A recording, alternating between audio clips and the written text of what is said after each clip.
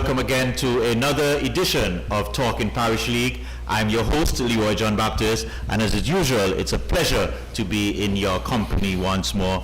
And today, it's another Power Pack show. As we're going a little way back, we're still staying in the Empire Grace Green community, and we have some legends, if we so call them, who will be sharing their experience and times of growing up in the Grace Green community. But before we get any further, let us, as usual, recognize our platinum sponsor, ACB Caribbean, Simply Smarter Banking. For all of your banking, financial needs, only one financial institution can help you out. That's ACB Caribbean, so be sure to check them out at their varying locations across Antigua and Barbuda. Brands for Less, your all-in-one store, whether you're looking for that birthday gift, that wedding gift, just that special gift for your loved one, be sure to check Brands for Less. Carol and her team right there just at the top of High Street, just opposite the Oldie Luke Cinema. Carol and her team, they'll take good care of you. So anything you need, be sure to check them out there, right there. Brands for Less, your #1 store right there in St. John's. Seco Pharmacy, for all of your medicinal and pharmaceutical needs. It's Seco Pharmacy, your one-stop vitality store. And they'll help you to keep that body in a healthy and vibrant state. You know, we're all going through this whole COVID pandemic, and everybody's worried, everybody wants to be healthy. You just check them out there at Seco Pharmacy, and they'll definitely take care of you. They're right there at the corner of High and Temple Street. Digicel, the bigger, better network. For all of your internet and data needs, be sure to check them out there at Digicel. And so remember, we're streaming live on our YouTube, Facebook, Instagram, and so to make sure that you have the best internet, no dropping in the coverage, it has to be Digicel, your bigger, better network. And Plumbing Electrical Limited, PEL, with a wide assortment of plumbing and electrical fittings. You can be sure to check them out there, whether you're doing wholesale or retail. They have everything you need. Plumbing Electrical Limited, PEL, for all of your plumbing and electrical needs. And remember, they border right there on the Potters Herberts community, just to the left or to the east of that road. You'll see them there, the big sign marked PEL, which stands for Plumbing Electrical Limited. So be sure to check them out and let them know that you heard this on the Talking Parish League show. All right, just some housekeeping matters. We want to say good afternoon to all of our regular followers and listeners. Really pleasure having you every week joining us here, and we do appreciate you guys being with us. We want to say a big hello to Charles Goodwin there. Hope that the Lord is keeping you in good stead, and also Crazy Rose. We hope that you're keeping good as we go along. Well, we're not going to waste too much time. We have quite a bit to talk about, and I have to touch a little West Indies cricket along the way. But before we do that, let me bring in our co-host, Taddy. Good afternoon. How was your week? Welcome again to another edition of Talking Parish League. Hey, good afternoon once again, man. To a few audience, John. This week was fairly okay, man. I had a great hike on Sunday. My old self did much better than I thought. But John, in the end, I said, this is easy, man. So looking forward to it again. As a matter of fact, I was practicing today. Walk a couple miles to get in shape for the next one. Mm-hmm. And I'm taking any chances. I don't want to embarrass myself, John. But John, I know you want to go to this cricket, West Indies joking stuff, but we'll get there eventually, and hopefully soon. But our two fellas in the studio today, one Paul Davis, who's a very good friend from a long time, and his other buddy there, Towel. St. Clair Knowles. I might know Towel. We don't want to fancy St. Clair Knowles. Everybody got me Taddy. We didn't name Taddy. We know about it. So, St. Clair Knowles. But better known as Towel, the great Towel. All right. I know what happened, John, but my good Paul was a famous striker for Empire. Yeah. What his friend told me is he was known for miss goal. He graced out the kind of miss goal. Yeah. So that's the latter part of his career. Oh, okay, all right, John. So see, so I had to mention that. You got to set the record straight. Yeah, I had to get that in started early, John. You know what I mean, John? Get that started early. Yes. Mm-hmm. So what happened was, John, his body was he was trying to get to his bodies on the show today. Yeah. And guess what? Like all in the Everton for the don't they? One Everton plays Everton Jones and Everton Davis. Yeah. All Everton no. Everton. I know decided. Yeah. One is Neiman. But Everton no. And one is Everton Bellis. Bridges is the one that That's my brother. hear that? That is the one. We'll get to you soon. Don't interrupt me. But what happens now, John? He was the one who brought out Mike first. Okay, that's Bridges. Yes, that's the one who got. He saw us on so. That's our brother. He saw us on the show say. Then Mike now come to good, so he sends us first. All right. That's the kind of John, Allah, buddy, you know. Yes. You get me going from John to body John. You know the song with John. Oh, yes. So, but then, was his famous football man. Then he came some great cricketer, say captain in England and I get it. So, Correct. So he wanted, what kind of cricketer play in England, the park, a captain team. So one who served ball, you know what I mean, John has some push and cricket. Then next thing he said, after one, he take over team. The next thing he netball coach. Can you imagine that, John? So one did him, we go to cricket with the playing in England. It's not the one dog and things, John. You don't put my one dog in the place. Yes. So we're going to get there sometime soon, John. We're going to get to that story. Okay. Because, you know, we will body this. Okay. It was Paul Seppi, you know. Okay. It amazed me that you didn't know Paul was connected to netball. Well, because the best team in Antigua was the national team. John. No. Oh, God. So what happens, John? I can say to you, John, I know always on the netball team. Yes. And always a man coach, a guy named Lawrence Williams. No. They couldn't touch us. They couldn't touch us. We matter of fact. Okay, it oversee the best team, man. Matter of fact, the national team that we used to coach, right? We had 6 or 7 players from that one team that represented the national team. I'll find something for you. Yeah. Because I know Grace Sam got this inclination to take over as people carry Grace Sam. That's why I started steal. No. Everyone is steal good for people. I take a start steal. That's beside the point. There's a difference. But they want to find out that come one over as people I carry them. No. The overs and Grace had a great connection. This team was a people from all over the place. No. The number of overs people carry them. No, overs had their own team. Yeah, but a lot of players. Paul was a good guy. Set the record straight. All right, there we go. Set the record straight. So when you finish, John, we will. When you get the opportunities, we'll defend themselves, John. But I know that. See them, the Kirby brothers and sons, John. Yeah. They started to put force now, and the enemy had said. Great band, you know what I mean, John? But both first make them. Well, you have to start somewhere. People, you know what I mean, You have John? to start somewhere. So I'm kind of happy, you know, because I tell you, John, my first hardball match, you know, King John, they played, you know. I guess one of the fast boys. What you take along with him? Taddy Rose. Well, we had still one down there too, you know. You know, John, so I'm saying to you, John, Taddy was a fast bowler, you know what I mean? Yes. So here it is, boy, John, I play my match, they overs, you make a shot, but whatever, and Taddy the fast bowler, you know what I mean? But that was my introduction to hardball cricket and in competitive scale, you know what I mean? Okay. So, and I can't remember fun we went to John. I watched in grammar school against somebody doing second division. Who gets with the fast with grammar school? Cannon. Short, looking strong looking boy. By the time you reach grammar school, Cannon the big spin bowler. You know what I mean, John? So, I tell you, I don't want to get to the rest of the cricket. But we're going to introduce this pass, he can defend himself a little bit. That's important. And this jokey towel. That's important. He can defend his grace rather than nonsense. But I know was it's about all the people. Okay. We'll get off the overs and the banging and the whatever. We will get back to that. We get through overs because that's important. All right, well, ladies and gentlemen, you see the guys are rearing and ready to go. Yes. They want to get in on this, so we're not going to hold them back any longer. So we just want to take this opportunity to welcome Paul Davis. Welcome to Talking Parish League, Paul. That's right. Welcome. Thank you. And we also have Mr. St. Clair Knowles. Correct. Better known as Towel. Thank you very much. Yeah. Mr. Knowles. Better known as Towel. So, okay. Say better known as Towel, nobody knows Knowles. Nobody knows. No. The older generation would know towel. The new generation knows this. We don't know. So guess what? We can't even the old generation. All right. Gentlemen, I want to give you a couple of minutes. I'm just trying to pull up the West Indies cricket team. So, Paul, I'm going to let you lead off the innings. Just introduce yourself. Just give us a little background check of who you are, so our listeners can follow. Good afternoon, everyone.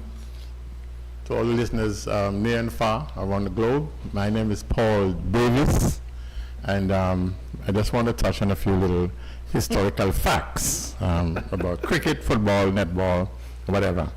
The state of cricket today has disappointed me very, very much. I must say that I would not be an expert on the present day players. However, I lived in England in the 70s when the West Indies cricket team was supreme, when Viv and Lloyd and Andy Robertson, those guys were tearing England and Australia and the world apart. And I know what type of energy and how they took their West Indies cricket serious. And we were very proud of our West Indian team back then in England. Matter of fact, living there, I can testify that when the West Indies is touring England, a lot of West Indians do not go to work. They have to be at Lord's or at the Ovals. And it was a carnival atmosphere. Today, just several years ago, I went back to Lord's, and it was this stiffer upper lip when the four was hit. You know, you just sit back and... No, back in my days... Back in my days when I was there watching cricket, the West Indies especially, you know, we were so proud of our guys. We had iron band, we had steel band, we had drums, we had... I mean, it was like a festival. It was like a... So it was joyous and we are very proud of our West Indies team.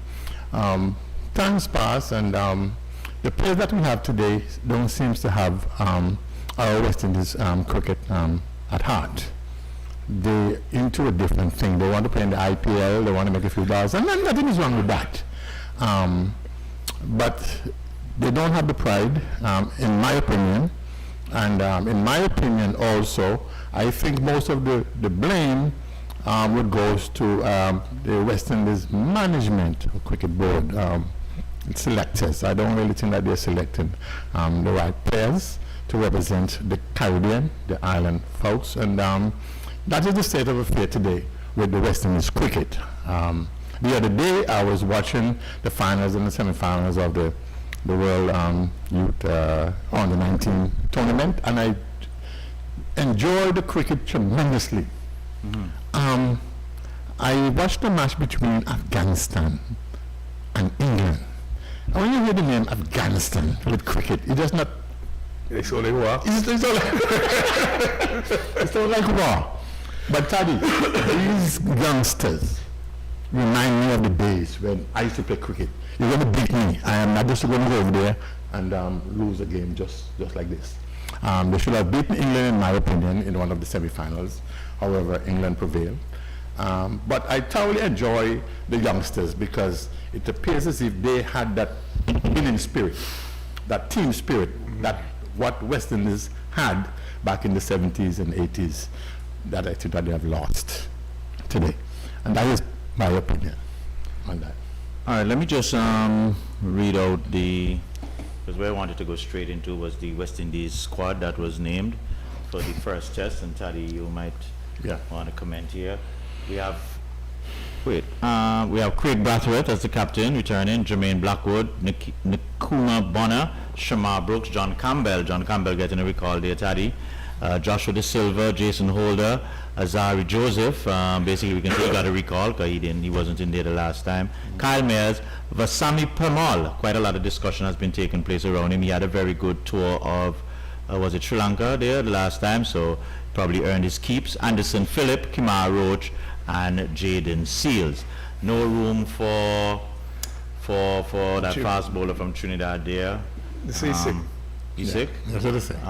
Yes. Okay. That's the one who's always injured. Yes, Gabriel. Right. Gabriel. You know, locally there was quite a lot of talk about Devon Thomas making some runs so far in the regional tournament. So Taddy, I don't know how you see this team going forward. Johnny, I don't think much of the team, you know, but I tell you something, I sent an article for you this morning, you know. Yes. The article says a lot to me, where the jockey selected out known Desmond Haynes. He can almost give away the John. Because he's saying that Blackwood in farms now total score 46 or 50 something. You know what I mean? And so all the batsmen are doing well, they got 60 something and 30 something and so. And then he tell myself, but that's a good batsmanship. Somebody make 30 something, 40 something in the farms. Yeah. Can you imagine? And you just mentioned him a while ago. Century, 70 something, and he didn't mention. And the other way on news was mentioned too. And I tell myself, well, and I don't ever send an argument, John, but just before I went to the hike, I saw an article from out of India, a young guy, 22 years old, playing his first match. Let's go to triple It century. was triple century. Yeah. And I said to myself, wow, that is standard they set in India. Yes. We set 40s and 30s and 50s Yeah, and yes, yes. no, nobody can win a match, John. Yes, yes. And then they mentioned this jokey guy named some pomade. Waste of time. Oh, no. John, when I see the guy, when somebody quick vantage, we see this. Yeah, but Taddy. Taddy Pamal was our best bowler, spin bowler by far on the John, last tour. John, Are we going John, to just John. discard performance? John, let me ask you a question. But you see, you're so young, that's the problem. You saw a guy from Jamaica named Mac Morris. The boy dominated regional 20 more than you. Between test match. Correct. Yeah, I mean, that was. Correct. So, John, that's a problem. Because the county boy, he can't do things. Yes. Tell the people that we pitch and bass when get bad, good, you want nobody. They want for 200 and something and they get a nonsense. So, John, don't get excited with this stupidness. Then, amazingly, I saw they had no room for Warrigan in their guy name. Yeah, Jamal I watching Falcon. Warrigan against Leeward and I tell myself, here we are the ball of test cricket. He look like nothing. I tell John, when they play for Leeward as an thing, I said, we want the one we forget about. And good pitch. You can't bowl nothing. Waste of time, John. I don't want to win next 6 I or 4. agree. I agree. So John, get excited with the jokey fellas say. I agree. What I was very pleased with on the article, and he said that Alzari boy that's good pace now, doing well with the ball. He maturing. Some young guy, Philip, I don't know Philip guy, Anderson Philip, yeah. and Seals. Those kind of things excite me. Our young guys coming to the fore. yes. Not let Gabriel and them like Yeah. Pamal and them waste of time fellas. What do you think about the recall of John Campbell? He made a century and Let me say something to you, John. You see, I'm not a Campbell fan, but he made a century. The other guys, the time over 40 or 50, and you're excited about the guys' century, can live with that. Yeah. He do it well-ish. do you 25 ain't to give you a big. do you think the young guy Jeremy Solanza, who has When, been you remember, I spoke about him in the show now. When I say, how Testman open back, average 19 come for first play. Can you imagine a stand up and say, John, remember like Clive, when I said something yes, I know Sir Clive said that, but Yes. he was picked into the side. Unfortunately, he got a concussion. He hasn't had an opportunity. Shouldn't he have been given another? The fact that he was picked meant that he was seen as a promise, as somebody that we can work with. Yeah. He didn't get an opportunity to display his skill because he got injured. Yeah. Shouldn't he have been given that opportunity John, now that he's available John, again? that's the issue I have with you, John. Realistically, you're correct. But when a man never make no runs, he never make no runs before though. So you can't say, look, 40 scored double century, century. He never pass 60 good. So John, But Taddy, can I jump in there? Yes, Paul. I understand what everybody is saying, and I agree 100%. If you can recall, when our hero, Viv, Viv Richards, started playing cricket at first, he was failing. I agree. He was making no runs. Totally agree with you. But he got the opportunity, But John, and he came back. This is Paul. Seppi, He got the opportunity, and he came back and redeemed himself. That is what this man thinks. No, that no, this no. guy should have gotten a chance No. to redeem himself. no, John. You can't just string away. Seppi. Yeah, okay. Go Seppi. ahead. Yeah. I agree with you. Okay. And I agree with John. Thanks very No, much. I agree with you. I agree with you. Seppi, I agree with you. And I agree with John. Yeah, my brother. But Okay. guess what? You can't say potential to jokey boy. When is the favorite? That is your opinion. John, you watch them. That is your opinion. Let me say something to you. I want to say something to you about Let me that. interject you. Hold on there. I want to say something to you. Yeah. Viv Richards, before he went to the regional stage, Uh-huh. he said, damn, we have to realize cricket, you know.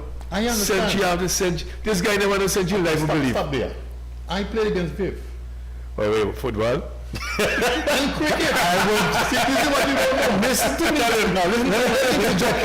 Let me interject. You're going to learn a lot today about Me and Paul used to play Parish League cricket. Oh, marvelous. And we used to play with a team called Rialto. Rialto was the team. Rialto? What year was that? Rialto. Yeah. That was the 70s. During the 70s. Early 70s. Yes. Right. And You were still Rialto wearing was that. the team You were before- still wearing that. Sorry, wait. Taddy, just a second. Let us give St. Clair chance. That's why I'm trying to clear this thing up. Yes, sir. Rialto was the team out of Grace Farm. We did have Empire, but Rialto was like the second team. The feeder. To Empire. They used to feed. I think somebody came here and spoke about that already too now. Yeah, go ahead. Anyway, Rialto played against Ovals. Viv Richard was captain of Ovals. Taddy play? No, Taddy didn't play at the time. Taddy was playing with Grammar School. Grammar School. Remember,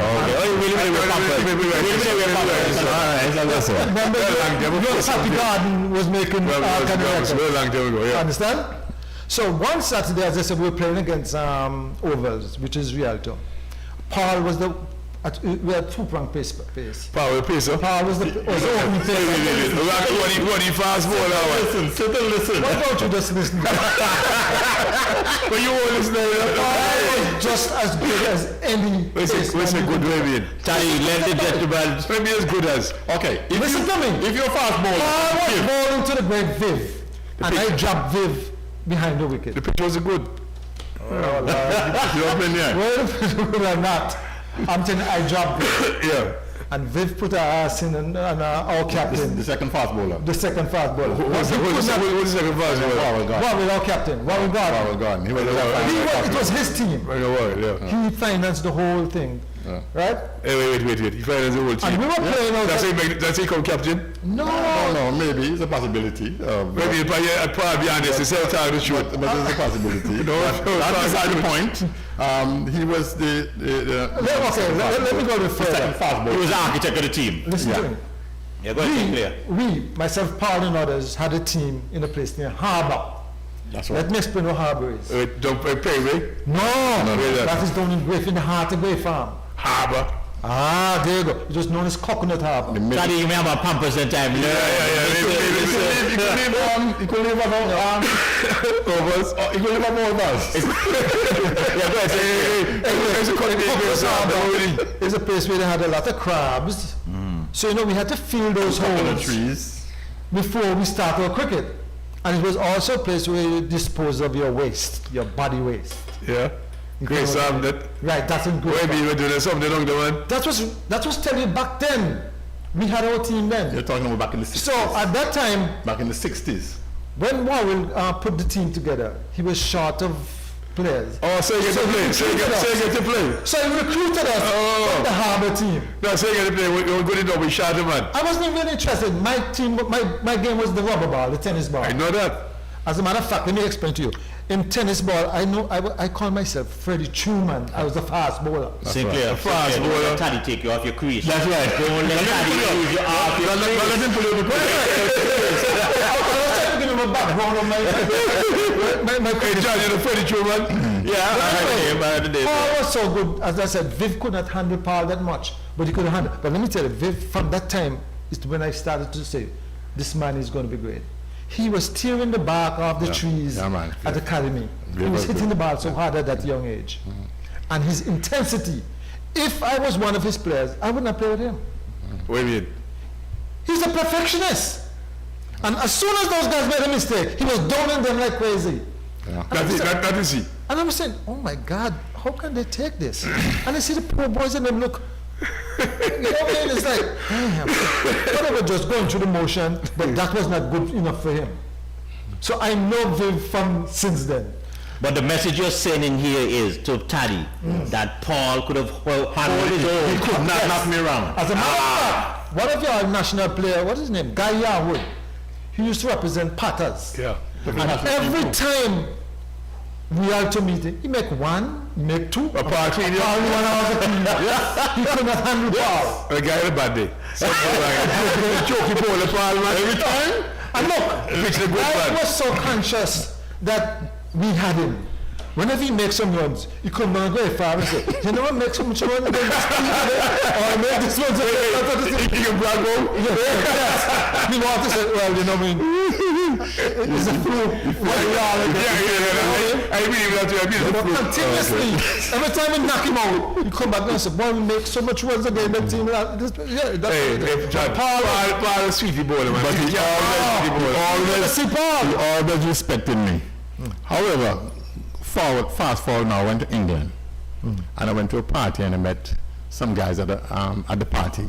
And they were in a corner talking cricket. And somebody whispered to me, he said, hey, Paul, your countryman them come a party now and them over there talking cricket. Yeah. I did not know them because I had just gone to England. So I went over and said, man, I need to shut all them out. You know, party going on now, you're talking about cricket. Yeah. So somebody said, who? God, they didn't know me. Because as I say, they went to England early and they come from in the country. They controlled the team at the time. So I said, don't worry about it, man, you know. I wasn't a big batsman at the time, but I learned. I know I could bowl. So I say, no problem, man. Where you guys practice? You know, I'm going to come down there and tear up you guys. Just get all your opening bat and one down bat, and I'm going to tear you guys apart. I'm just running my mouth. Yeah. He said, then I'm going to kill you back because it's England. However, about 2 weeks later, this was in the winter, about 2 weeks later, them guys saw me in the Wrigley market. And they said, hey, Paul, what happened? You know, we don't start practicing now. We're looking for you. You know, just gone to England, just got married, and just have a young baby. So I was doing the family thing. So I said, oh, worry, man, I'm coming, man. You guys part up.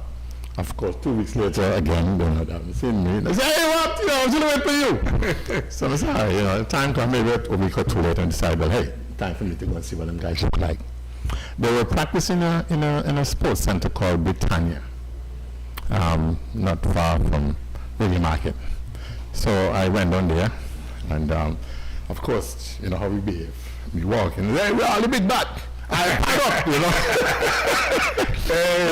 know. So of course we practicing indoors.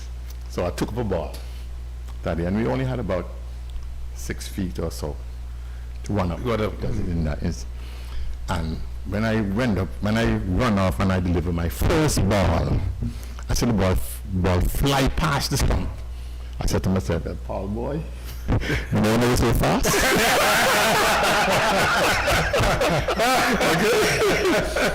And so from there, it went on, and the manager came. Matter of fact, the manager is now living in Antigua. His name is Ralph. Ralph. That's name. And it will come to me. Face good one? No. There's another guy that I was living up Painters. Sugars?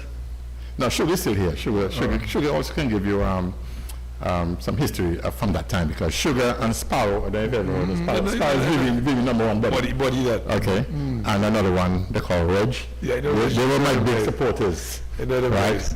However, when the manager came, they said, hey, I hear you guys have a new Antiguan, you know, creating some trouble, you know. So he came over and, you know, we spoke and everything, and he said, well, soon can you play? No, I left Antigua.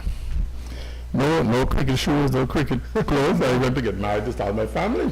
So the guy said, hey, look, we start playing in a couple of weeks. You going to be ready? So I said, yeah, man. Daddy, our first match I can remember, we were playing against BBC. And BBC had some good batsmen from India and Pakistan. And when I walk onto BBC cricket field, recreation grounds, could not touch this place. This place was like mat. No, hear me come from Antigua, come from Great Shepherd Ground, Great Farm, where no grass grow. And I walk on this mat and I said, boy, maybe kill somebody today, you know? However, I just had on a regular white shirt, white pant, and my shoes. It was me and a fellow by the name of Bruno. He's from Pace Village. He was the other fast bowler. And when I went on the field, nice sunny day, and I started bowling. Wait, it was cold? I'm telling you, when I bowled the first over, I start shivering. You see, I asked the guy, I said, nice sunny day, but they cold still though. Yes. two guys, one named Bill Christian, said, hey, that's Paul, get a sweater for Paul. Right? So he went and get a long sleeve sweater. I was still cold, Taddy. I was still cold. So another guy went and get another sweater, but a sleeve one. So I had 2 sweaters, and I was still cold. However, we had a good match. I think they beat us, but not by far. And from that first game, the captain was named Kenneth. He died last year. He says, Paul, you know, you're going to make a big difference into this team. And why? It's not all your intense bowling, but I had the attitude of empire. Nobody's going to beat us. If we lost the game, you have to beat us then. If we make 175, the team cannot make it. That was my Yeah. mentality. The Empire mindset. Empire mindset. And I brought that to the team, Taddy, and it made a difference for the years that I played. Okay? You remember the numbers you got in the first game? The first game I got about 2 or 3 wickets. But I remember one match, we played against Watford. I still hold the record Record. of most wickets. I took 7 wickets. 7 wickets for 23 runs. I literally bowled the whole team. I tell you some And you can also double check this, okay? Watford artillery is our I tell you now, I was the opening bowler, so I bowled to the opening bats and the part of it. Anyway, I still hold the record up to today. I'm talking about back in 1979-80. Still hold the records. But however, I did not stop there. Okay? After I played football as well, but the football was a little more intense, and as I said, I was newly married, so I stayed with the cricket. However, this girl by the name of Sherilyn Davis came to me and said, Paul, I want to start a netball team. Because she knew in Antigua, I was the coach of the national, we were the coach of the national netball team. What is the national team? What do you mean? Antigua team? Hold up, let me explain that. Hold on that. Playing against you, ovals as you National Bakery was the sponsor. That's right. That, yeah. However, we had most of the national players, like Angela Adams, Evan Williams, She was on the show the other day. Patsy King, Arthur Bread's sister.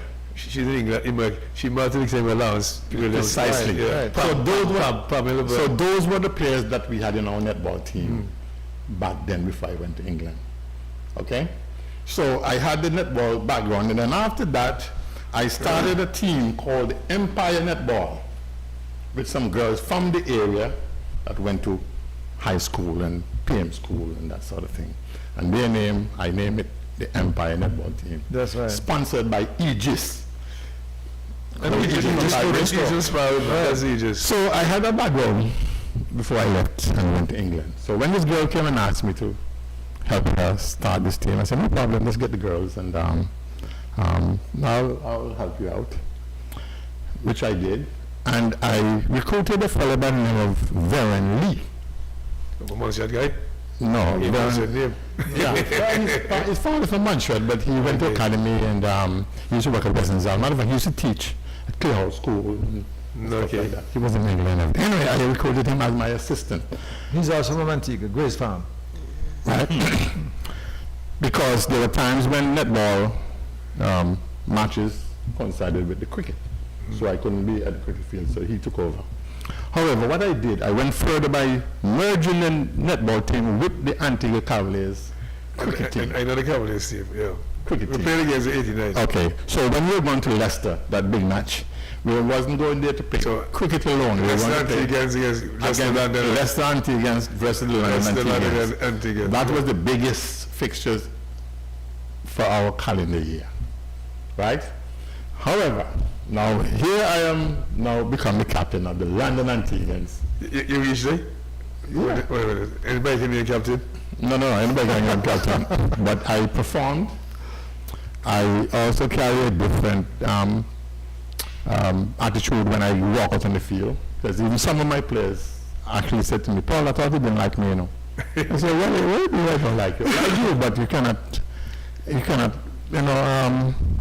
put or just be nonchalant or So you're carrying that 15? that I had that empire team. No, the 15. I had that over stigma, the 15. I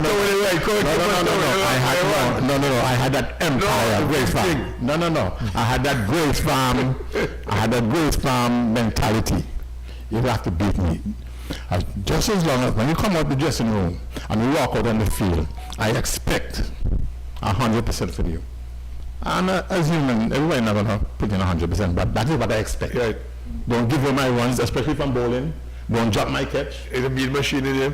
You're gonna have a problem. You see, that's a big mentality. Let me interject. I drop a lot of his catches.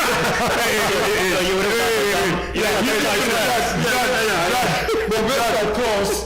John, so, John, that ever say no news. Because remember he said get the pick now, shot the mind is running the field. So you expect that, John. But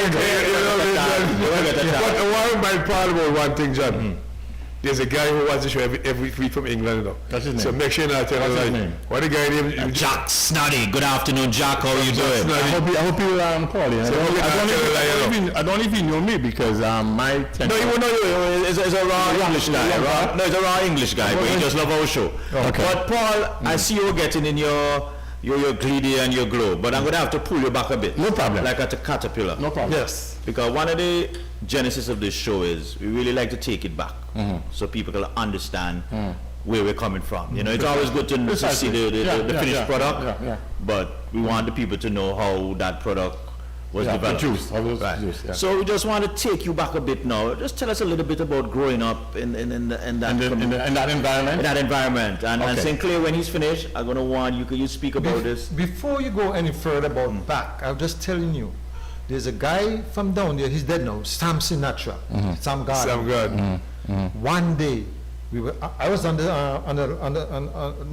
the fence, and Sam was sitting there next to me, and Paul was bowling, and Sam said, he's going to kill somebody up there one of these But days. Paul will tell us about it. Let's go, Paul. Paul didn't know, Paul never I didn't know. I was on the field. I never But know this, anything about and it. these guys are the older guys. I know, sir. So they recommend, they know They saw the talent. Right. Not only that, one day we were kicking the ball in the goal area, Paul in front, just outside the penalty area. Paul had a no-shoot. And Paul was hitting some half alley. And the same Sam said, oh my God, he's going to kill some goalkeeper up here today. So That's before he played for Empire. So Paul will tell us about all that. Okay. No, Paul didn't know these things. Well, you tell us about these things, now, Paul. Tell us about it. Okay. Back to my football time. No, Paul. I want a cricket time first. You want to cricket time first? Tell us about growing up in Grace. Tell us about Grace. Tell me about growing up in Grace Farm. What it was like, you know. Okay. The challenges. Yes, right. Yeah. Okay. Well, I'm the last of 7 from my mother and father. And growing up, all my brothers and sisters migrated. They were up St. Thomas, Jamaica. One went to Jamaica in the West Indies Regiment, and left me and my mother alone. My father died when I was 10 years old. I'll give you my age. When he died, it was in 1962. I was 10 years old then. Tell him I just turned 70. I'll come to that. I was 10 years old when my father died. And very sad, very seclusive kind of guy. Didn't speak much, didn't do much. But however, in Grace Farm, you play cricket and football. Because I was the last of my mother, and she was a Christian, staunch Christian, I had to go to church every Sunday. Pilgrimage, yes. And I used to be jealous because when I have to go to church, my brothers them going to beach. And playing football and playing cricket. From the church, you could look over. And the same harbor that these guys were playing cricket. I was in church, but I could not tell you what the pastor was saying because my head was out the window looking at these guys playing cricket, and I had to go to church. However, sometimes after church finished, we will go to King George, Kigley Shepherd Grounds, soon to be named, and King George. And sometimes I'll be playing, and I'll finish field and time to bat, and the next thing I look at the clock, hey, it's time to go. I had to go to Sunday school. Because I am still under the control of my mother, you know. And that is how life was at that early age. When I started playing, well, we had a team called Soul Shack. That's the football team. We had a football team named Soul Shack. And we had a pad. Now, the pad is a house where he and his family lived. But the mother moved and went to Fort Road. So he decided he's not going. I remember that when Michael Sokol was here. Okay. So that's the way we lived. So we formed a team. So we had a football team and a cricket team. Okay? So that is how it was. We go to the beach, we go cook. You know, we do everything. We party together. One of the guys in the group was Toby Gans. I don't know if you remember him. Totally got the great Okay. guys, man. Precisely, you know. ZDK fame. And before ZDK, we had a radio station I know. called Soul Shack. I know that guy. Is there a radio station called what, sorry? Soul Shack. In a man bedroom. Soul Shack. SHACK Shack. And then that went down and all that too. Okay. Yes. And the government shut us down saying that we were illegal. The guy told you West Indies there. The guy who used to work at the West Indies. Francis. Yes. The best electrician in the world. He's the one that made the radio station. And so all the time, you know, as I say, growing up, we were still develop our sports. We played cricket, we played football, we played anything you can think of. As I say, I crossed over to netball.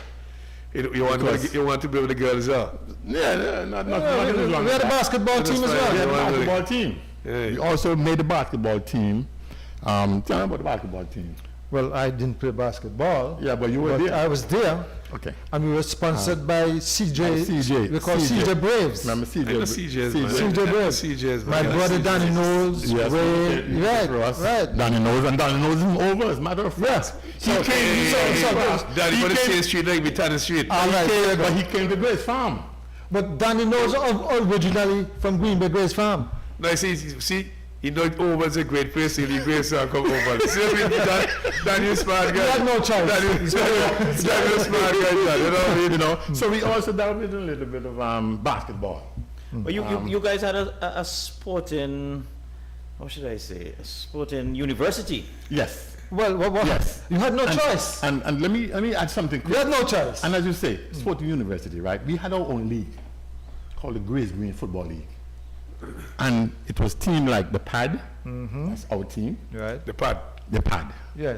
You had House of Dread, that was some Rasta man live over there by the pound. I don't remember the other I know the pound. pound, yeah. White House. You have the White House, and they were halfway. Wait. American White House. No, Grace Farm White House. We have all that down there. Okay, the White House. We had a team from Hatton called Proverbs. Yeah, Proverbs. Christians. No. Latumba and the same Baron Lee. Hey. And Latumba brother. they were from, because a lot of people don't understand about Grace Farm and Green Bay, and a lot of people don't know the difference between Grace Farm, Green Bay, and Hatton, and Cooks Hill, and stuff like that. But you have to tell me, because I don't know. You don't know. Okay. So tell me quickly. Well, quickly, Grace Farm, because even back then when I played for Empire, if you're not from Grace Farm, you could not play for Empire. Matter of fact, Harper's was formed because people from Green Bay could not get into Empire. I know about that. Okay, so you have Grace Farm, you have Green Bay, you have Donovan, you have Hatton, you have Cooks Hill, Oh, shit. okay, you have Grey Hill, and it is all in the Grace Farm community. Grace Green. But the rival was there.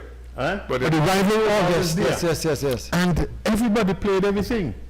Matter of fact, back in my time, a lot of guys were migrating.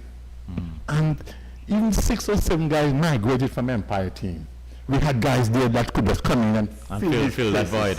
Okay? Right. Matter of fact, another story that tried to kill Empire. The Sugar Factory formed a team.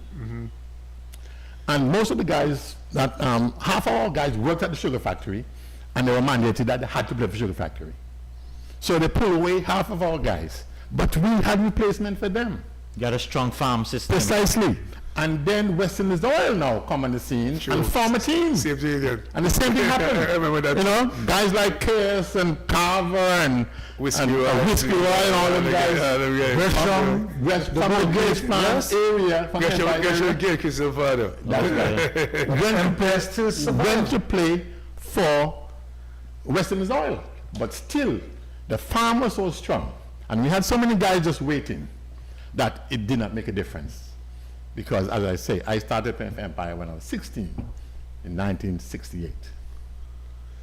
But John, Just you must say the stick up in there. famous factory team had a great Joe title. Oh, well, listen here. I was gonna come to Talking you. about the factory team.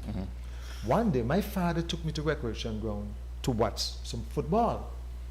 So he looked at me and he said, "St. Clair, who is your favorite team?" I said to him, "Empire." He said, "Empire now feed you. a factory will feed you. But that did not deter me because I'm an Empire man to my blood. No matter who feed me, Empire it is. I like that one. I like that one. I like that one. Yeah. So one of my main supporter and helper was a guy by the name of Jerome Tittle. That's Ian Tittle's father. Legendary. So Jerome Tittle was the one that tells me in 1968, 69, Paul, when you get in front of the penalty area, let the goalkeeper know your presence is there. I wasn't a dribbler or a runner. I was just a kicker of the ball. Just get it left or right to me, and the goalkeeper getting it. Right? That was my strength.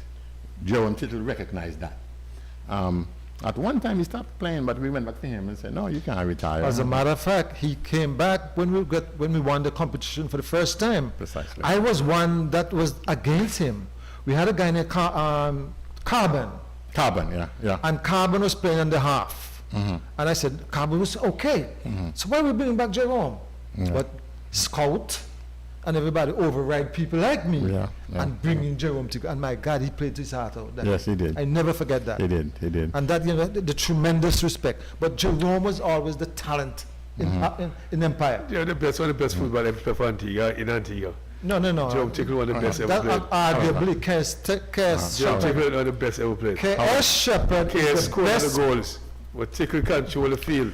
There's a different opinion. There are different players. There are different players, and of course, both of them contributed to our sports. Yeah. To Grace Farm and to Antigua, because both of them played cricket for Empire and played cricket for Antigua. Yeah. Paul, before you go any further, you just said a while ago that you played for Empire at the age of 16. Correct. That was football? Yes. Yeah. What was the environment like for you as a youngster at that age, getting into the team? Did you feel intimidated? Do you feel welcome? Did you feel a part of the program? Okay, yeah. Intimidated? No. You can't raise up in Grace Farm and feel intimidated. That's a no-no. Okay? Even if you can't fight, you have to fight. If anybody challenge you, they cannot back down. Okay? It was just our nature.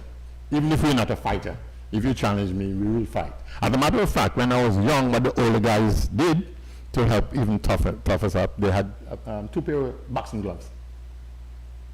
And if me, you have any little dispute on the cricket field or the football field, when boxing time comes, they say, hey, put on the gloves from Paul and put on the gloves and John, and hey, we have to fight.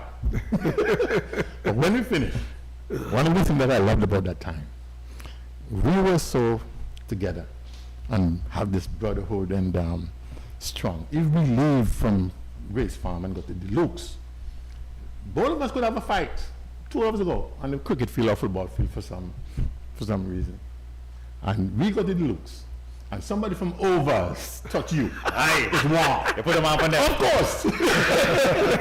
That is how we operated at that time. That's right. The brotherhood was strong. The brotherhood was strong. There was no doubt about that. So that is something that we had. I remember one year I came home and I ran into, bless his soul, Wesley Challenger. And Wesley Challenger was a very good goalkeeper at the time, playing for Jets. And he was one of the goalkeepers that I respected, but he respected me too. And I met him up a sticky wicket and he said, Paul, allow me to see you. Come on. He hugged me up and then he started talking about back then. And he was saying something that I never heard. He says, Paul, we used to come and spy on you guys. I said, spy? That I used to play with the guy, Pin Hewlett and those guys. Right. And I said, what's the spy on me? He said, yeah, we wanted to know what you guys were doing at the time. And they used to go by PDO. Those days, Keith Shepherd, King George, wasn't fenced. He had a wire fence, but people used to walk. Even when we practice, people walk across the field. So they used to come up by PDO and sit and watch us to try to figure out what we were doing. So I told Wesley, unfortunately, we will not have seen it because it was inside here. It's in our heart. You might just see we playing and practicing, but it was more than that. It was deeper than that. We had matches on a Sunday afternoon, and we will go out there and train Minister 6 in the morning before the match on the Sunday afternoon. Guys nowadays, I understand it. Oh, you can't go and do this, you can't go and do that. That's nonsense. We used to get up and go, we used to get up and run from Grace Farm to Five Island every morning. Sometimes when me and Micah and a few other guys going down Hatton by the tower, Keithley Shepherd was on his way back up. Meaning that he done been there, swim, and went back up there. You can't see these things. And it was like, when we were walking from Grace Farm, going to recreation grounds, it wasn't just a football match. We were going to defend Grace Farm. Yeah, At the time, the chip on our shoulder. At the time, we had a trip because Why you had that trip? What? because most of the society, Most of the surrounding society, like, as we call them, uptown, and they used to they, call sort it of the look, they look down on us. Oh, was it one of them? Oh yes. Oh, yes. Oh yes. They feel the Mr. Side. That's far with the As truth. close as they were to us. That's not They true. feel as if they were in the tongue category. okay. You know, Yeah. Mr. Side, the elite. Yes. You know, that's what they thought. If you walk with your seeing Grace, so every 1 minute. Less than a minute. Yeah, but all the third, all the John, I used to cut me in Grace, so I don't know, by Henry. that's Famous bar in there. beside the point. That was live in the area. They never wanted to know that they're connected or they have somebody on Grace Farm. Even back then, it was a taboo. If you're speaking to a girl from high school, you kind of pull back the fact that you're from Grace Farm. Well, I remember, no, yes, because I remember a lesson, we were doing a lesson, I don't remember which subject, I think it was office procedures, and they were saying, if you're applying for a job, you won't put that you're from Grace Farm, Precisely. you'll probably put, your Precisely. address or Yes. somewhere, yes. Because we were some of the smartest people in Antigua. Definitely. And that's a fact. You can Google it, you can whatever. That is true. We were some of the that. smartest people, but we had the stigma as if we were from the mud. We're terrible people. Up to today, some people still have that notion. I spoke to a girl the other day in Texas, and this guy introduced me to her and said, "Hey, Paul, come meet one of the country lady." And when I went and talked to her, she says, I said, "Where are you from?" She says, "She's from Artis. She's from D'Souza Road." And I told her, "I'm from Grace Farm." She says, "What? Grace Farm? I have never been to Grace Farm." She's never been to Grace Farm. D'Souza Road. Can you imagine? As if, She never been to Grace Farm. can you imagine? So that was Wow, that was a stigma that then. was the spirit. It was us So- against them. And Yes, well. No Yeah. matter who, whatever comes, and we must be. As a matter of fact, if we draw a game, we sit on the Christian step, which is next to Knock a Block. You see where the court is? Yes. Right next to the we're there and others live right now. Live right now. And we sit there and discuss the pro and the cons and who's to be blamed. Yep. Because we draw the match. Yeah. And Yeah. we'll be there, and when we get home, our parents, "Why are you coming in so late?" Mom, we draw the match. Then they'll say they understand. Yeah. Why you can't eat your dinner? We never draw match. We win matches. John, That is what we were all about. John will give you a joke about Yes. that story there, you know. When there's a comprehensive deal visit and so, you know, there's some guy, he's a famous girl right now, man. He used to come and tell me, this is a little trouble, and I can't take the trouble. So he said, look, if you get in trouble, you get headmistress. That kind of thing. So a few of them come and say, "You know where from?" I say, "Where's that?" "Well, Grace on the mud." So where that be? Where the place is? So I say, "Oh, but most of my best friends coming down here. There's some of the nicest people I know. So how you think you bad?" Yep. Okay, there we go. You know what I mean, John? They've been looking at this and this idea, the bad John. the bad John, yeah. I tell most of my best friends coming down me. there, they're very nice people, me, smart yes. people, so I don't understand them. Yes. So Yeah. I used to pull them up and say, "John, behave on yourself, right? No, you don't get on the road here." All right, guys, on this note, we're going to take a little break, so just catch your breath. We're going to come back again. We want to recognize our platinum sponsor, ACB Caribbean, Simply Smarter Banking. For all of your banking and financial needs, be sure to check them out there at ACB Caribbean. They have been with the Parish League circuit for well over 43 years, and so we are very eternally grateful for this relationship, and we do recommend them for all of your banking and financial needs. Zen Body and Skincare, enhancing your natural beauty, distributor of Black Girl Sunscreen, made by women of color for people of color. a sunscreen for everyday use, Zen Body and Skincare. You can find them at Weirs Estate, just east of Pickett's, north of the Social Security Housing Project, or you can reach them at 779-4846. Blue Mountain Water. Sorry, you know the day is hot, you need that water to quench that thirst. Be sure to have your Blue Mountain Water, and that can be had from the distributors there, mega distributors on the American Road. And Pine Hill Juice, coming in a variety of flavor and sizes, the most exotic taste. Be sure to check them out, Pine Hill Juice, and that can be had from Hutchinson Wholesale, and they're located on the Sir Sidney Walling Highway. And Cool and Smooth, located on Lower Market Street, east of the Market Complex, for all of your sporting accessories, uniforms, household items, appliances, clothing, and much more. Be sure to check Amir and his team there at Cool and Smooth. All right, so ladies and gentlemen, we're back, and we're having a very robust discussion today. We are in the Grace Green community with Mr. Paul Davis and St. Clair Knowles sharing their little background history of that community and their time growing up. We want to say good afternoon to Calvin White. Good to have you, Calvin. He's saying good afternoon, John and Taddy. Say he's watching from out of Orlando, Florida. And we also want to say big up to Veronique Andrew. Keep up the good work, guys. Thanks, Veronique, for that. And we'll try our best to keep that John, good work up. before Calvin can tell you now, the stealing boot force people. He's a real boot force man. They steal them and carry them. But you realize we were robbed with a lot of our talents all the years. Factory, West Indies Isle. No. So if we got two people from brute force, No. They got more than that. So wait. Hops and all the Grace guys. Farm was like Grace Green. Let me say Grace Green was like a farm for the entire Country. Okay, let me give you a little history on that on the farm. But first, let me give a shout out to my daughter in Texas, Samantha. I see you watching. That's great. Beverly Lee, I see you watching from England. Topaz Christian. Paul, you're bringing in all the fans, man. I see that you are watching us. Who's that? Thanks. Topaz Christian. And Dean, something is in front of this. Okay. Dean Baptist in St.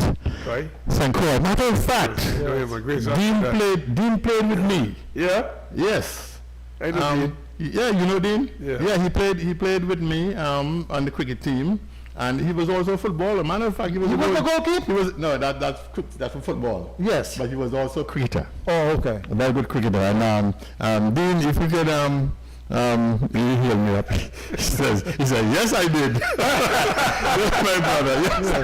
Yeah, Dean. But you know, Paul wasn't any good, man, Dean. Paul wasn't any good. Dean, this guy thought I was trying to diss me and go for people, and you know, we're gonna have that, right? We're gonna have that, but we're having fun in the Dean studio. is a good guy. Dean is a very, very good guy. Okay. Can you imagine the maybe pure talent that we have playing with Okay. West Indies now? If Paul was around at this time? Let me give you another Can you little. speak? Let me give you another little history about my young days with Empire, and why Empire made football in Antigua. When I was 16, 17, 68, 69, we used to practice with the country teams. Pools Village, Freeman's Village, Liberta, English Harbor. I think we played in Parham too. But these villages did not have a team per se to enter the Premier League at the time. So we used to use these teams for practice, for pre-season, and help them to develop their football. One of the reasons that came about was Scout, one of our most talented sportsmen. Scout used to work at the casino, and all these people work at the casino as well. And Scout would tell them, well, look, we'll bring our teams to practice you guys. Right. So even though we were against the rest of them, we still try to develop. Elevate them. Precisely. Paul That is one of the legacy. Yeah. That is one of the legacy that most people in Antigua do not know about Empire. We developed football from 1962 when we started playing football in Antigua. We developed football in Antigua when none of the countries, villages have a team. We used to go and help them develop their football. Unfortunately, people in Antigua do not know this unless you're from my time. Okay? The young So- ones would know. Can you Yeah, imagine no. me, a great farmer, Robin Bascos was my idol. Robin was also a rugged centre forward. And I used to emulate him, bend up my foot. As a matter of fact, right now I'm still barefoot because of him. But then when our team come on, we had a guy called Marsden Joseph. Joseph, yeah. I know Monkey Marsden, Boots. man. Monkey Marsden Marsden. Joseph was my idol. His What, because intensity. he nasty? No, was one of he was not. His intensity. Some people blame Marsden for breaking their mark and 10 yards away from them. And it's a Marsden broke them foot. I want to interrupt you rudely. Marsden and Pambalulu and Bossy used to let me play football now. Bossy Because my is weight, after man, Marsden. man, Let me just ask wait, just wait. Let me ask you a question, Tally. Yes, Let me sir. stop you. Yeah. You could not have played with Pampalolo. No. I want to explain something to you. Tell him to in the diaper. Our same brother there. Uh, He being them guys and so.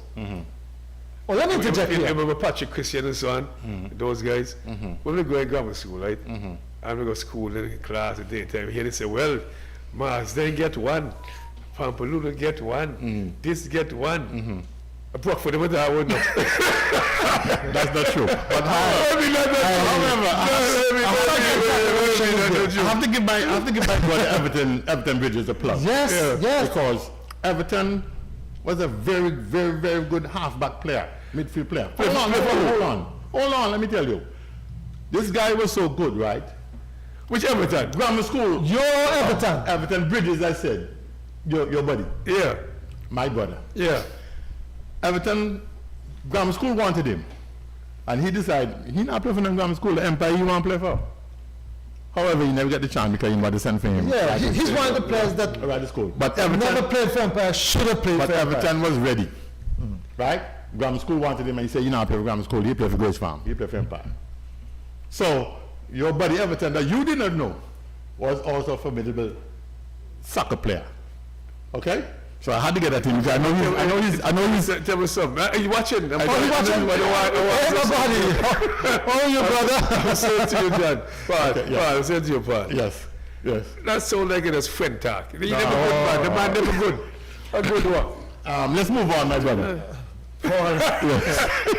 No, you know, you speak of all these sporting disciplines, and you speak of netball. How you actually got into netball? I know you had the team, but how you really got into netball? Watching the girl, they like girls. Or you like, No. Hold up a second there. I will say at that time, I was into sports. And I was also into girls. I was young. And matter of fact, girls was into me. girls was into me. I was a football star, right? And I had my fans. Yeah, your fans, all right. Okay, and most of my fans played netball. And so when there was netball, that was our line. You know, we go on to Lions. I may as well interject here. Yeah, go on. When the Antigua Netball Association had the tournaments going on, the girls from National came to King George to make a court. I was instrumental, I did the court, mark it out. So then we said, look, they're playing against girls. Why don't we as guys play against them? And the talent will increase. So that is how we came to be the part of the coaching staff of the national team. I understand that. You used to do that in overs, so the men play against the girls. Yes, I but understand despite that, we used to beat the hell out of our ovals. Oh yeah, overs and everybody. Ovals was good, you know. Overs just everybody. Couldn't handle you. No, I couldn't. So, girl, watch it now. Because we was I taking know. strategy. Mrs. all about it. Cecile Jarvis, I remember Cecile Jarvis. Yeah, Even Cecile was good. even though she played for you guys, she lived in Grey Hill. Cook still great. I know her. I know her. Oh, aggressive for You you. know, but you guys, see the talent and pull her away. But that's okay. We had talent that could replace her.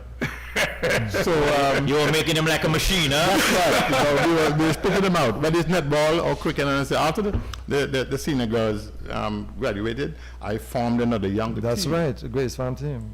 I formed another younger right, team Dead with Lynette Mack. Right. With Lynette Mack. See, the girl on Fire sponsor us. Lynette Mack. If you ever been to Linji's, Yeah, I know.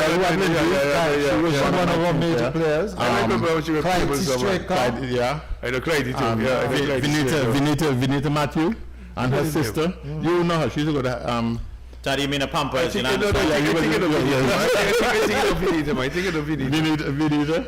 Yeah, Vinita, what Vinita? Sister, what's her name? The other one. Anyway, both of them played in my team. Right. And so we started. He's been a netball fan now. Yeah, but you see, you wouldn't want the girls. You wouldn't want the girls. We went to learn the rules of the game and help develop. As a matter of fact, we went to St. Kitts one time. Precisely. To play down there. As a coach. And there they put me on the side as a referee. And I see men with cutlass around. Can you imagine a netball match on a Sunday? So I was very reluctant to blow against St. Kitts. They were very intimidating. But George John asked me Yes. Paul, now we have basketball. I heard some mention Yes, about we started the basketball. also. We started the basketball team around the same time, sponsored by CJ, and that team was called Braves. Is that called Braves of the CJ Braves. Is that- No. This back in the 70s. Then they have Braves of the now. This Braves today stole our name. Stole your name. It's a continuation. They carry on. Because they're from the same area. Right. Okay. But we started that back in the early 70s. We used to play down at the Point School at the time and Village School, and we used to play at the academy. The academy school. That were the two main basketball complex at the time. Yes. Did we play Braves? Really? Yeah. I don't remember. And I think they played basketball one. I know what's his buddy name? Tuku? The one, yeah, Tuku. Tuku played, and the guy who works at Kings. What's his name there? Dwayne Harris? No. Not Dwayne Harris. No. He was in America. What's his name? Randall's brother. Who's brother? Randall's brother. Ronald? Work at the Kings, he said. Yeah, man, he did like this, man. I remember his name, but he played. No, he played the overs. Oh, okay. He's from overs. Okay. I Tuku played it. Yeah, Tuku played well. Yeah, Tuku played some good lawn tennis as well at the time. He tampered. Another thing, tennis. That was part of my thing. I was working at Halcyon, and I was fortunate to get the professional there to give me free lessons. Beckett. So I started playing tennis like crazy, and I was really, really, really good. But then I left and went to America, and all that went down the Why drain. can't I really good? You ever played in a tournament? No, I never actually played in a tournament. But the people that I played, my peers Like who? at where I was working, I used to dominate. That didn't say nothing. What do you mean, saying That enough for doesn't me? say Because at that time, I used to see tennis from TV. Like, the better players came from Old Wood. Let me interject something here about my tennis. My niece, Deborah Davis. That's a good friend, Debbie, yeah. Overs girl. You know what I mean? But I am the one. I say Overs girl. Her father's from Grace Farm. Overs girl. Her father's from Grace Farm. Say Overs girl. Her father's my brother. She's my niece. Say Overs girl. However, when she started to play tennis out at Lions, we used to hit, So I always try to take a little bit of credit for her tennis development. She was the #1 ladies player in Antigua. And I will tell you, listen here, I think I was partly responsible for her being #1. She was playing against Cavell. Cavell Cadwington. She was the best Cavell. that they had. Cavell was no best man. I played with Cavell Listen every to day. me. Yeah. No, but none of those women could beat Cavell, even though she was unorthodox. Hey, played people And back she was Cavell. playing a match to who would be #1. And I got there and I started running my mouth. But Mr. Debbie, you know, how you can make Cavell bang you? And that seems to spur her on. And so she beat up on Cavell and she became #1 in Antigua. Always a part. And then she moved to the States and become a golfer and run a golf course I know and do all of that. So, Overs people go on, John. Overs people go on things. You know what I mean? No, but we motivate them. and she, that's right. And she's half from Grace Farm. Paul, I kind of jumping all over the place Yes, now. that's okay. That's okay. Earlier, you Little man spoke finish it out. about the playing in the indoor stadium In England. In England. Yes. What was the major difference? Not a stadium. Well, It's a sport complex. In fact, yeah, we did play some matches in there, some tournaments, because that created like a six-a-side. Okay. because it's inside doors, and that was a very good experience. Of course, I carried the same Grace Farm attitude and winning ways to that, and the atmosphere was very, very, very, very vibrant and something that we need that in Antigua to help develop our cricket. Even though we don't have weather, we don't have winter weather, and because in the winter we played indoors. But where we practice indoors, it helped. It helped quite a bit. So that atmosphere was very, very good, and it helped develop. And because I wasn't a batter, I used to be afraid of the ball, even though I was a fast bowler. And but after we went to England, I used to watch, Viv and these West Indians at the time that played for Somerset and Sri Lanka, these other things. But one guy, I would say, helped me a lot at that time. And he was a South African called Alan Lamb. Alan Lamb, yes. He was a South African, but he was so good that England drafted him to come play for England. And I watched that guy bat about 2 or 3 times. And I watched him and I saw his techniques. And I'm telling you, that guy could bat. And for some reason, I think the last time when I really, really watched him, I said, Paul, what are you talking about? You're afraid of the ball. You're a big cricketer. Just adapt his techniques. And that's what I did. And from that day, there were times when the London Antiguans meet a Jamaican team that had some real fast bowlers, and I'm not lying. Some of my opening bats and my number one batman don't want to go bat. I had so much confidence back then. I put on the pad and decide, hey, I'm going to bat a 3, or I'm going to go bat a 4. How vibrant or how popular, maybe that's not the right word I'm looking for, this inter-island competition in England, how vibrant was that? At the time, you're talking about the late 70s, early 80s, it was very, very vibrant because there's a lot of West Indians. We went to Birmingham, and Birmingham had a lot of Jamaicans, Indians, Pakistanis, and the cricket atmosphere was vibrant and good competition. At the end of the day, you guys will go to the pub and have a pint or 2. One of the things I used to really, really enjoy is that some of the team that I played against in London, every year they will go on a tour somewhere in England. From London, they'll go to Somerset, or they'll go to Durham, or they'll go somewhere, and they will invite me as a guest player. And I used to enjoy that because I get to be exposed to see a lot of different parts of England. Right. And even though some of the guys went there and they just went there to party, probably glad to get away from the mistress and from the routine in London. So when they get there, they'll drink and drink and drink, and the next thing, they can't play the next day. So players like me, that they will call, the captain will call, the manager will call and says, hey, Paul, you want to come and play with us for a day or 2? We will put you up, or whatever the case might be. But there was a lot of different, matter of fact, the Munster had a cricket team, Dominica had a cricket team. Most of the islands had their own cricket team, just like the London Antiguans. Most of them had a team, and you will have 3 or 4 Jamaican teams, and I'm talking about just for London alone. Right. You will have the Leicester Antiguans, and I really didn't know much about the other teams, but we used to go to Leicester every year and play a match up there. That was like a picnic, and then maybe a week or 2 later, they will come to London, and they should treat it. One of my greatest accomplishment after I joined the team, because the first match that I played in Leicester, we drove our own cars. We carpooled.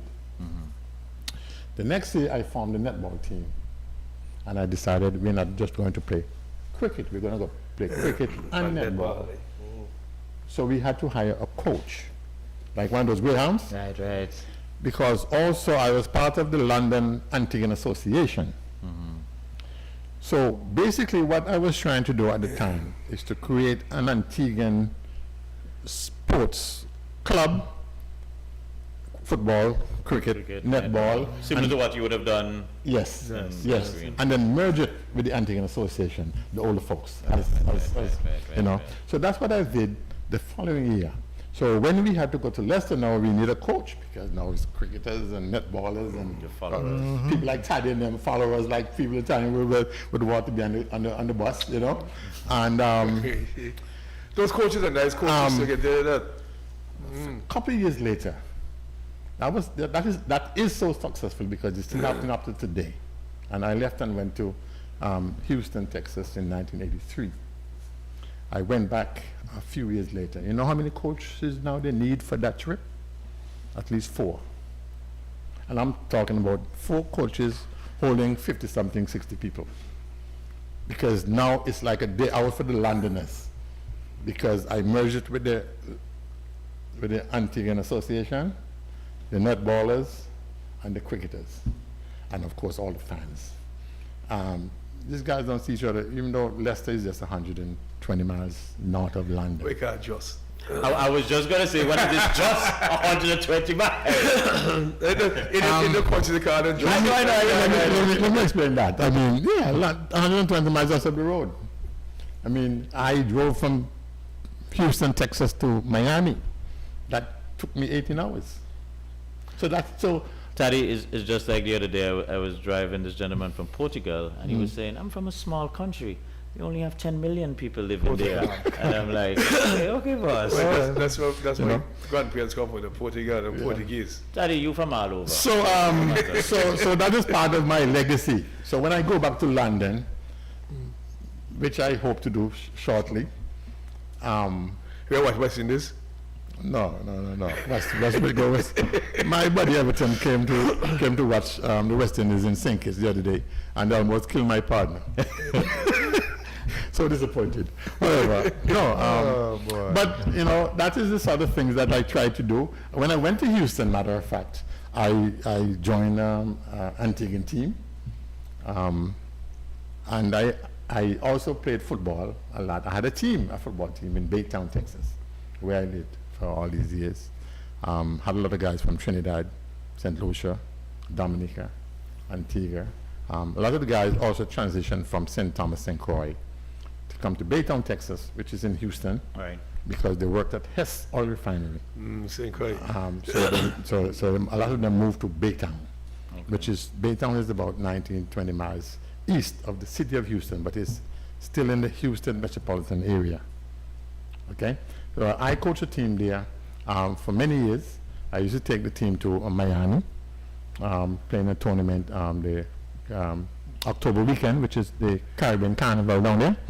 And a few years later, I formed a netball team and merged it with the football team. So when we went to Miami, we played netball and cricket. Cricket, okay. You know, I always try to do that. Matter of fact, let me go back a little bit. I also started several years ago. I started the Antiguan Barbados Texas Association, because when I moved to Houston, I realized that there are a few associations like the Barbados Association, the Dominican Association, and I think the Honduras Association, but there was no association for Antigua, and there's a lot of Antiguans living in Houston. So I tried, and I hooked up with this guy to call Lloyd. Lloyd, yeah. He passed away last year. Bless his soul. I think he used to go to grammar school, come from All Saints. And Ems, remember Ems? Yes. MCMs? Yeah. Not the son. Not for the son. The son. Yeah, so he was part of the Antiguan Association that I formed. And it went well. I tried to gather up all the Antiguans. But M's over his man, you know that. He's also from Grace Farm. However, he was part of the organization, getting the Antiguan Association together. And it went well. And how I market it is, even though it was the Antiguan Association, it was the Antiguan and Friends of Antiguans Association. It wasn't just called the Antigua, the Texas Antiguan Association. And the reason for that is that there's a lot of people that lives in Baytown, Houston, that has connection to Antigua. I even had white people in my association. And that connection in Antigua. Yes. Millway Club? They were connected to somebody from Antigua. Okay. You know, whether they were husband or wives. You know, they brought them. So our association was not just targeted to Antiguans Antiguans, alone, yeah. because Kind of there are St. inclusive. Lucians that spend time in Antigua. There are Dominicans that spend time in Antigua. And the Baytown community is a West Indian community, because a lot of them went there because of Exxon. Okay. Okay? A lot of them went there and then they moved to different places. So that was ripe for that type of activities at that time. You know. So you check this part, everybody going Farm Association, check him? Well, I was real just- good I man was this, just real gonna good say, man, it's real like good that. man this. Come to that. He's a creator. Yeah. He's a creator. He is. Let me expand on that. One of the things that I also learned when I went to Houston, there was a lot of Antiguans there that needed help. And when I say help, they needed professional help. I'm not a professional. They needed a lawyer. Some of them was illegal, but they did not want nobody to know, and they did not know how to navigate Right, right. the system to become straight.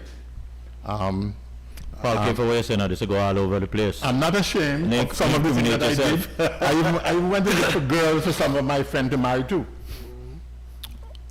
I'm not ashamed of that. Okay, let's go on to another subject. Okay, but those are some of the things that I thought the association was supposed to be about, to help Antiguans who are in need of some type of Well, whatever assistance, Whatever will be assistance there, they want. see what you they know, could have done. Right. they could come and we would direct them. Right, I may not be able to have them personally, Right. but I could direct them to somebody. Yeah, you know, the And connections. I understand also networking. And by pulling a lot of Antiguan resources, who are lawyers, some doctors too in Houston, accountants, whatever, that they could help assist somebody. And that is very noteworthy. That was my intention. We're wrapping up a little bit on time. Taddy, I can't do any overtime today because I Okay, gotta that's go. okay, John. But Paul, I think we have to bring. If Paul might not be here, we have to bring him back on Zoom because you have a lot of information. No problem, no problem. You spoke about the field, St. Clair. The field down in Grace Farm, What you call it again? the netball team. No, the field, man. The harbor field. Oh, Harbour, yes. Yes. Yes. Just go back a little bit, you know, because a lot of us, well, like me, I don't even know what you're talking about. But listen here, what happened back in those days when we were playing, we used to play on the street with rubber ball, but then we graduate to the red ball. That campus could break people windows. Right. All right, so we carved out a little pitch down there, and we went and we pooled our money together, and there was this guy on Edward Street used to sell cricket gears. I forget the man, Lashley. I think a red, Yeah, Lashley, red skin yeah, man. yes, yes. And we used to go there and we pay down a little on a pair of pads, and a bat until we actually got our stuff together. That area, we could have gone to King George, but we decided we want to be right in where we were living at. Okay. And Harbour, let me explain. You know Christian Street? Yes. If you go up to the Christian, you know the bridges? Yeah. Christian Yes, Street? yes, yes. Well, you go down that way. There's the go down there, and that is Harbour. Okay. That's what Harbour is all It's about. between Station Street and Bridge Road. Right. Right. I was born on Bridge Road. Station Street is just the next one. And so it's right between there. We had a little opening. That's right. We had coconut trees and Even though there were trees and so on, we still it make didn't do. bother us, you We know. still make do. You have you crab know? bowl and man till But we have to face, pray. man till bowling fast at you. My friends, in the bar, will answer the crab So bowl. something come forward. No, something come The bar forward. answer the crab bowl. No. Something come forward, you have to be careful because you never know where they're going to hit a piece of stone or something. Let me tell you something why I stopped playing cricket, Parish League. We were playing up in Pickets one Saturday. And this guy, medium pace. Wait, bowl fast the ball. The guy was bowling to me, Taddy. Answer the question, no. No, nobody can bowl fast and power.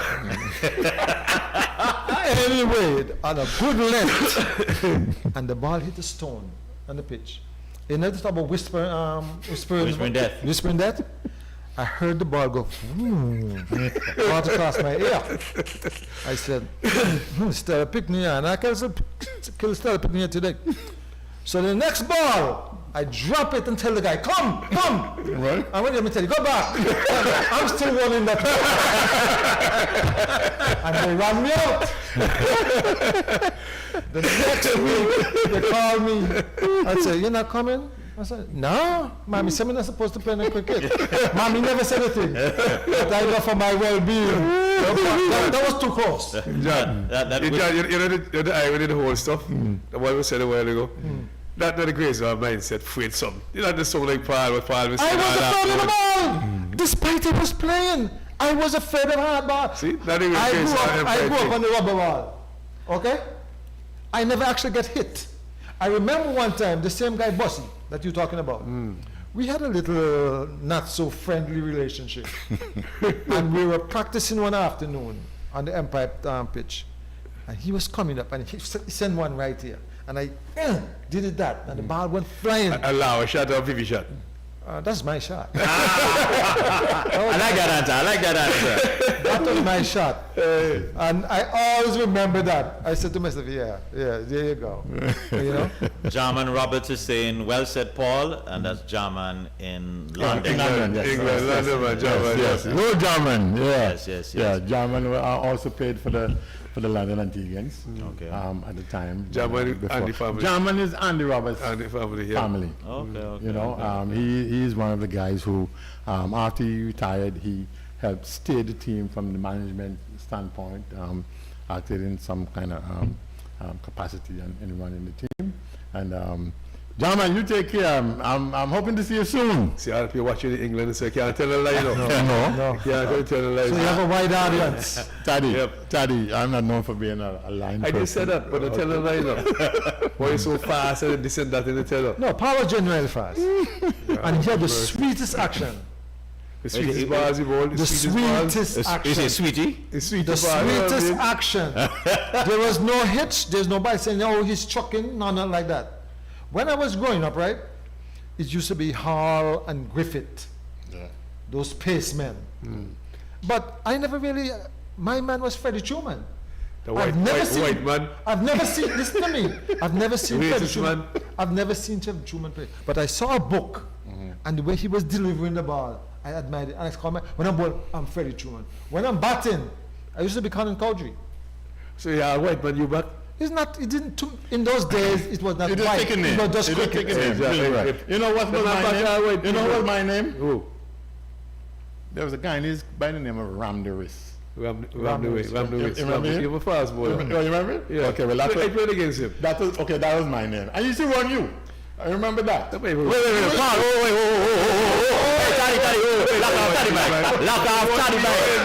Lock off Taddy bike. Paul, stop. Yes. Let me hear you say The same Ramdaris. He was my idol. It's like he called himself Colin Cowdrey. Colin Cowdrey, right? My name was Ramdaris. Yes. And what you say about Taddy? Ramdaris used to run him. He was afraid of Ramdaris. I saw Ramdaris calling him in recreation ground. And how much you made? Paul. How much you made? Paul. How much you made, Taddy? Paul. How much you made? Paul. How much you made when you met Ramdaris? Paul. But the thing is, Paul. How much you made? Paul. How much you made? That's all I'm asking. I don't know what you made, but the thing is this. You know what? You get made a 50? You remember? John. Okay, let me hear you, Taddy. John. Defend yourself, Taddy. Listen. Yes. When you play against Andy Roberts every day, spin ball, Roberts can't run you. Roberts ball slow. Oh my God. Can't ball I'm in the fast. Like a medium player, like a friendly ball. He can't ball. Like, but that man is slow. He Maybe he had a lucky day that day. Ramdaris. Hey, John, nobody run the vacation ground. The pitch too good for them. Ramdaris run him. No, John. It was itching. Look, I see Ramdaris bowling to him from the pavilion end. And the joking man down there. That should be. Okay. Hey, ladies and gentlemen. Wait, let me just get in. That's my buddy, you know. I'll back him, I'll back my buddy, you know. I like that. He's a serious person. Paul, listen, you just made the highlight. This show has been on for almost 2 years, and you just gave the highlight at this 2 years, eh? Good afternoon, good afternoon, Lydia. Good to have you, Lydia Harris, and Abdel Hughes, coach. Good afternoon. Good to have you guys. He's saying good stuff, guys. Really enjoying it. We're good to have you, Coach Hughes. But as usual, as they said, every good thing must come to an end, and definitely. Guys, especially you, Paul, I think our open invitation is on the table. There you go. Well, you guys are here for the Empire 60th or 50th. 50th. Yeah. 60th. Okay. So obviously you won't That's be in around. August? Yeah. Yeah, I'll be here. Yeah. Okay. Well, God's willing. We gotta find I back. tell you guys, when Empire Texans are coming in for the test match, Empire people can book them up. Matter of fact, I You just know. see one of my netballers in Houston just giving me a shout out. Yeah? And she's from Tobago. Wow. Wow. But she lives in Daddy, the girls are still following him. Guys, we're gonna give you a chance to wrap up. Sinclair, start with you. You could just give your closing remark. Well, it was a pleasure at this particular thing. I never knew that this thing existed until Paul told me about it today. And I said, okay, I'll come. I didn't know what it was all about, but I just come along for the ride. And I'm very, very, as a matter of fact, I'm elated. And, you know, all my friends who are watching, please follow the show as much as possible. Thank you. Yes. Paul? And again, good afternoon, everyone. It was a pleasure being here to share some of my history and my private life that a lot of people don't really know. My brother Taddy here is the one that actually asked me to come on the show. I was a little bit hesitant at the time, but I said, no, let me go and set the record straight with a lot of things that a lot of people, have misconception about. And it was a pleasure being here, and I would be happy to come back sometime. Thank you. And share some of my thoughts. He tried to dodge me. You know, but It was swinging from one of the bumper. yeah, you know what I mean? You know what I mean? He's dodging, you know what I mean? But no. I tried to convince him, say, your father, EB, go watch it, you know. I might try to get EB on the show. EB say he can't manage. The same Bridges. Bridges, okay, I okay. get him on the show, but dodging again. Like Towel, dodging me, but Towel, we give you a chance to come back. Okay, you have that history too. All We'll right, give you all a right. chance to I come back. must say this We'll as give well. you back. A lot of people actually don't know me that well, but I'm an extreme sports person. Table tennis, I was pretty good. We'll give you a chance to come back and tell All us right. about that. Don't worry about that. And All right. so I'm saying to Paul, great having you, man. You know, we got him a body for so long Yes, now. yes, And EB. yes. And Yes. John, Yes. one day I went to St. Thomas, and EB took me by his friend, and who the friend was, Towel. Just came from there. We brothers, we made it, you know what I mean? So we have the connection. We have the connection. You know what I I mean? have friends with brothers. Yeah, we have the connection. You know what I mean? Let me tell you. As a matter of fact, EB says, I don't joke, he might get phone and say, hey, try to get, he sends some for us. That's the kind of brother he is. That's the kind of you brother see, he is. EB was one of those guys that said, don't ever introduce me as your friend. You're my brother. Always introduce me as your brother. Are you so jokey? What joking? Okay, hold on. Let me. I have to touch on this. Everton Bridges is my brother. I realize that. I know that. I know that for a fact. Not Towel. I know And that. I'll give you just a little bit of the history. Everton is the man that let me want to leave or left Antigua the second time and go to St. Thomas, because I was very anti St. Thomas, St. Croix, New York. I don't know how I end up in England, but I was not going to go nowhere. I can tell you end up in England. And when Everton came to Leave it Antigua, over next time. Everton says, Paul, why don't you come to St. Thomas? And, you know, I said, well, me not come to St. Thomas, you know. Me not leave my mother, you know. Plus me happy in Antigua, you know. Me playing that ball with the ladies. I'm having a good time. I'm playing football. I'm top of my game. Well, come St. Thomas, can do what? But he had left right out of school, as you knew. Yeah. Right? And he had come back and visit. And he outsmarted me. I was working at Stephen R. Men's. And he says, that's when he met his wife, Okay. Brenda, because she was working at Stephen R. Men's too. And he says, Paul, man, you know, when is the vacation? He says, hey, carnival in St. Thomas in April, you know. So, you know, book a vacation about that time. Next thing, Everton went to St. Thomas, and somebody come from Leah. I don't know who remember it was. And say, hey, Paul, there's a ticket here for you for St. Thomas, you know. I have no choice. That was 1974, April. EB sent my first ticket to go to St. Thomas. And I had went on there, spent time with he and his mother and his sister. And from that, I went down there every year until I left and went to England to live. My brother came to Houston to look for me. Okay? A few years later, I went back to St. Thomas twice. Matter of fact, when he was getting married, I came home and I decided I'm going to St. Croix. I think that was in 91. And my brother was getting married at the same time. And I was privileged to go over to St. Thomas and be a part of his wedding, you know. So he's not a friend. He's a brother, like my brother here. And Peter Benjamin. Peter Benjamin. Peter, yeah. Okay. Yeah, remember him. Matter of fact. Peter Benjamin was Ron Kanai. That's right. Right. But his cricket name. Yeah, he could bat know? like crazy. So growing up, myself, St. Clair, and Peter Benjamin, we were known as the Three Musketeers. Musketeers. The three I know Peter very musketeers. well. You don't know Peter like you know us. I know that, but I didn't know Okay. Peter like Paul, that. we're going to bring you back. Don't worry. Think later, Taddy, say you're going to be back. Taddy, your closing I remarks. will get up there, guys, and looking forward to see them. But next week we should have new feel on the show. Okay. No problem. All right, so Calvin But White was saying, we have maybe Dexter. great show, guys. And yes, Abdi, that's going to be my parting shot. Don't worry. Well, ladies and gentlemen, it was indeed a pleasure being here. I must say, I mean, just hearing these guys talk, Taddy, you can that empire passion, that that vibes, you could feel it coming out of these guys' loins, and it's really good, and really a pleasure hearing some of the work that you guys have done, especially you, Paul. You seem to have really impacted quite a lot of lives along the way, and I think when we really look back at our lives, is the impact, the positive impact that we would have had on the lives that we would have been able to touch, would really give us that solace and that peace of mind as we go along in our life. And so I want to say kudos to you on the work that you have done and that you're still doing, and as we look forward to the celebration of the Empire Correct.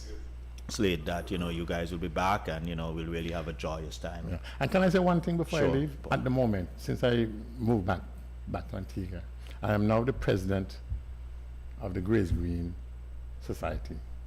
What that means is that Restoration Society. I'm the one in charge of King George, soon to be Keith Shepherd. renamed the Keith Shepherd Grounds, because that is one of the things that I want to do as president. I want to change that name from King George to Keith Shepherd Grounds. So I'm still working. But Well, it sounds like you're going to have some time here in this hot seat again. So guys, Thank you. on behalf of all of us, Auden, our technician, Yeah. Taddy, our guest, Paul, and St. Clair, and I want to leave on this note. What's the name of the bowler? Ramdiris. Ramneris. Ram Taddy. He's from Guyana. Guys, you all stay safe. Follow all the protocols.